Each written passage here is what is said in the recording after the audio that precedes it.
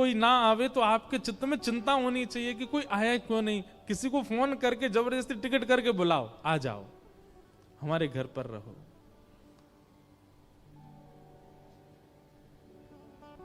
उनके भजन के जीवाणु घर में होते हैं, उसी से ही बालकों में भक्ति भाव प्रकट होता है। मीरा को ऐसे ही नहीं भेज दिया है राव दूधा जी के यहां, क्योंकि उनके यहां नित्य सत्संग होता है। वर्षों से, मीरा के जन्म से पहले से ही नियम है सत्संग का। धीरे धीरे मीराबाई बड़ी होने लगी, कथाएं सुनती हैं। जोशी जी कथा सुनाने के लिए आते हैं, मीराबाई सुनकर के प्रसन्न हो जाती हैं।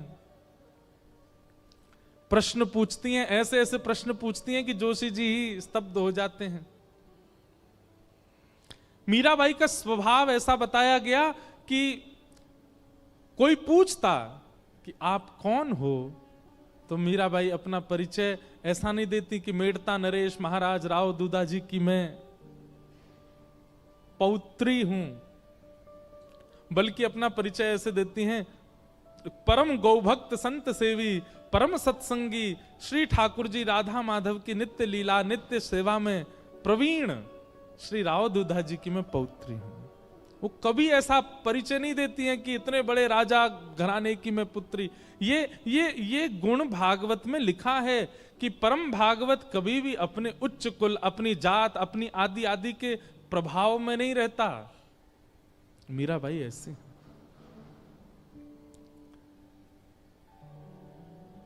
भक्ति के लक्षण तो बचपन से ही हैं। बस कोई बीज में जल देने वाला मिल जाए जिससे उसको राह मिले वृक्ष बनने की। एक दिन ढोल नगाड़े ताशे बज रहे थे। मीरा दौड़ी दौड़ी अपनी मां के पास गई, मां ये क्या हो रहा है, कौन सा उत्सव मन रहा है? तो मां ने कहा, मीरा ये बारात जा रही है, एक लाली का ब्याह हो रहा है, उसका पति जा रहा है अपने परिवार के साथ नाचता गाता हुआ, ब्याह करके उसको अपने घर ले जाएगा। मीरा कहती है, ऐसे दुल्हा सबके लिए आते हैं? बोले हां, सब कन्या का ब्याह होता है, सबके दुल्हा आते हैं।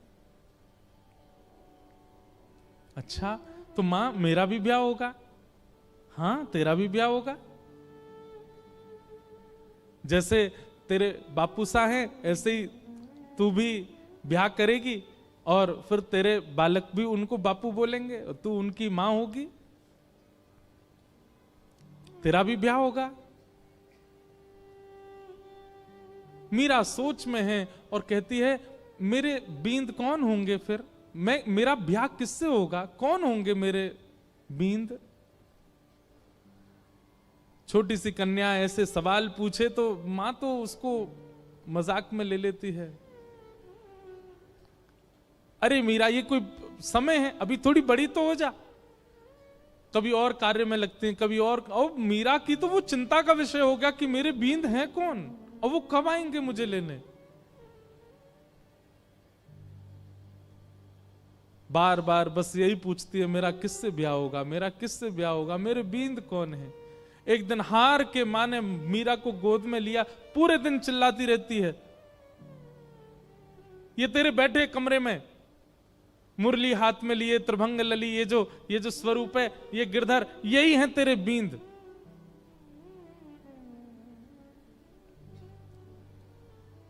स्वरूप देखा ठाकुर जी का और मां ने कह दिया यही है तेरे बींद, तो मीरा के चित्त में ऐसा विश्वास प्रगाढ़ हो गया कि यही है मेरे बींद और कोई नहीं। अब तो मीरा की स्थिति ऐसी हो गई, वो कक्ष में जब जाती है तो ठाकुर जी की ओर भी बहुत झुकी हुई नजरों से देखती है। ज्यादा मतलब व्यवहार ऐसा करने लगी कि मानो सच में ही ये उसके बींद हैं।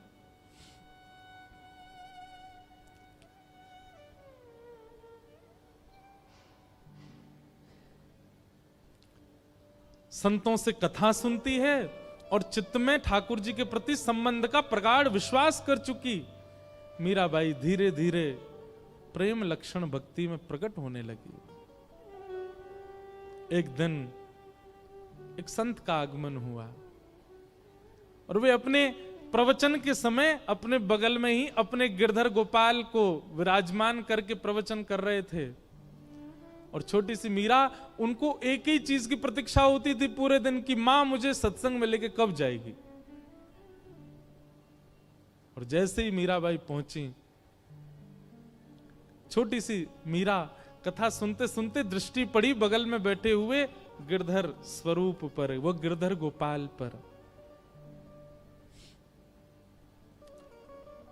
अपलक नेत्रों से केवल ना प्रवचन सुन रही है ना महाराज जी को देख रही है, वो तो उनके ठाकुर जी को अपलक नेत्रों से देख रही है। और बीच बीच में मानो जैसे नेत्रबंद हो जाते हैं और उसको कुछ ब्रजमंडल जैसा दिखने लगता है। उसको कभी कभी वर्षा दिखती है, कभी कभी गिरिराज जी धारण करके ठाकुर जी खड़े हैं और एक गोपी चरण से लिपट करके रो रही है। ऐसा दृश्य उसके चित्त में आने लगा, मानो अपने पूर्व जन्म की स्मृतियां चित्त में प्रकट होने लगी।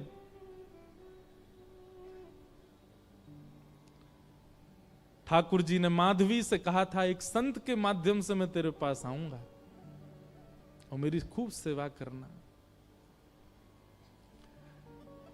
माधवी को थोड़ी थोड़ी स्मृति आ गई मीरा को, और जैसी स्मृति पूर्ण हुई, कथा विश्राम हुई, नेत्र लाल हैं, अश्रु गिर रहे हैं नेत्रों से, और अपनी मां को पकड़ के कहती है, मां ये कौन है? मां कहती है, ये महात्मा है, कथा सुना रहे हैं, साधु जी हैं। नहीं, ये नहीं, इनके बगल में जो बैठे हैं वो कौन है? ये तो इनके ठाकुर जी हैं। हाँ, तो मेरे बींद ना, आपने कहा था ना मेरे बींद, वही है ना ये? हंस गई मां, अरे मीरा, हाँ वही हैं। तो मेरे बींद आ तो गए मां, अब मेरा ब्याह करा दो। अरे अभी तेरी उम्र नहीं है मीरा, तो मैं बड़ी हो जाऊं तब करा देना, पर तब तक मेरे बींद को घर में ही रख लो, मैं इनको पास में रख लूं अपने। बालपन की वो बातें सबको नहीं भाती हैं। प्रणाम करने के लिए मंच पर जब गई, मीरा के नेत्र सजल। महाराज जी ने पूछ लिया, अरे बिटिया क्यों रोती है? मीरा कहती है, ये मेरे हैं, ये आपके साथ आए हैं, इन्होंने मुझे वचन दिया था ये एक साधु के साथ आएंगे, ये मेरे हैं, आप इनको मुझे दे दीजिए।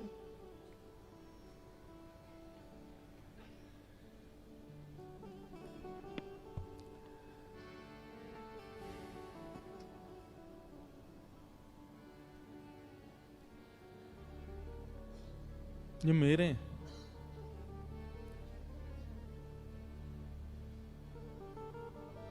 कोई अपने ठाकुर कैसे दे सकता है किसी को?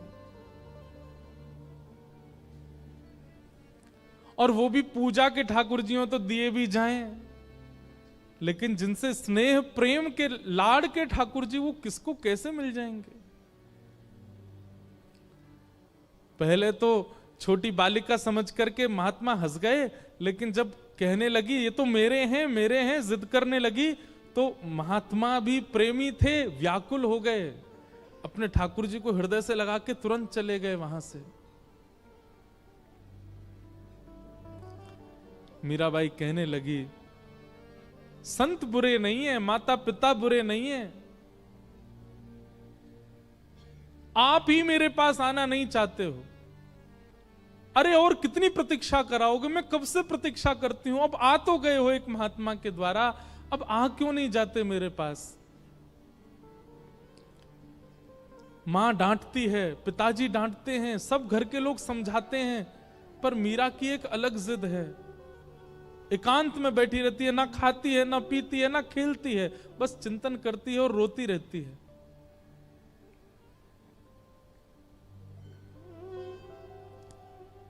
प्रतिज्ञा ले ली, मैं अन्न नहीं खाऊंगी, अब मैं प्रयास नहीं करूंगी कि आप आओ मेरे पास, मैं प्रयास नहीं करूंगी कि मैं आपको लाऊं, आपको खुद आना पड़ेगा, मेरी प्रतीक्षा बहुत हो चुकी है।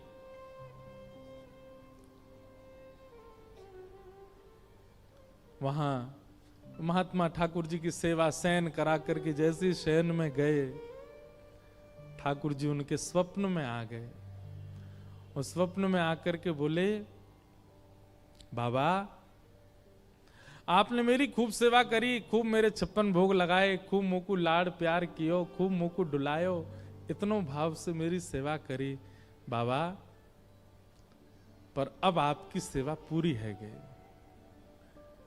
जो बालिका आज कथा में आई, मैंने वाकू वचन दियो है कि मैं आपके माध्यम से आऊंगा, आप उनको जाए के मुंह को दे दो। अब जब ठाकुर जी ही स्वयं आज्ञा कर दें तो फिर कोई कैसे मना करे। रात्रि अर्धरात्रि का समय महात्मा उठे, अपने ठाकुर जी को हृदय से लगा के खूब रोए, जय जय मेरी सेवा में कोई कमी रह गई? नहीं नहीं कोई कमी नहीं बाबा, मैं तो बहुत प्रसन्न हूं, पर अब कछु दिना आप एकांत में भजन करो, फिर मेरी प्राप्ति हो जाएगी। अब आप तो चले जाओगे, फिर मेरी सेवा कौन करेगा? या हमारे सेवा विस्तार के लिए वह कन्या को मोह दे दो। और अर्धरात्रि का समय, नन्ही सी मीरा अनशन व्रत पर मानो बैठी हो, और महात्मा पहुंच गए। ले मीरा है गिरधर तेरा, ले मीरा है गिरधर तेरा। अपने ठाकुर जी को लेकर के गए।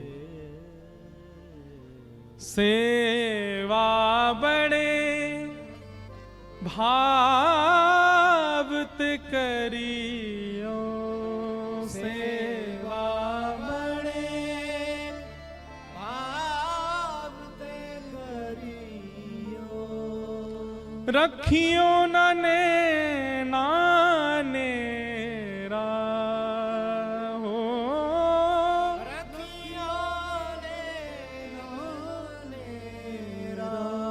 बेटी ले मीरा है गिरधर तेरा, ले मीरा ने गिरधर तेरा। मीरा के चित्त में पीड़ा भी हो रही है और वो नाच भी रही है। नाच इसलिए रही है कि आज मानो जैसे वर्षों और युगों का विरह समाप्त होगा, पर पीड़ा इस बात की है कि मैं एक वैष्णव की सेवा ले रही हूं। उन महात्मा के नेत्रों के आंसू मीरा को बहुत, ये एक वैष्णव का स्वरूप हो जाता है। वो स्वयं पीड़ा में रहना मंजूर रखता है, पर अन्य किसी वैष्णव की पीड़ा देख नहीं पाता।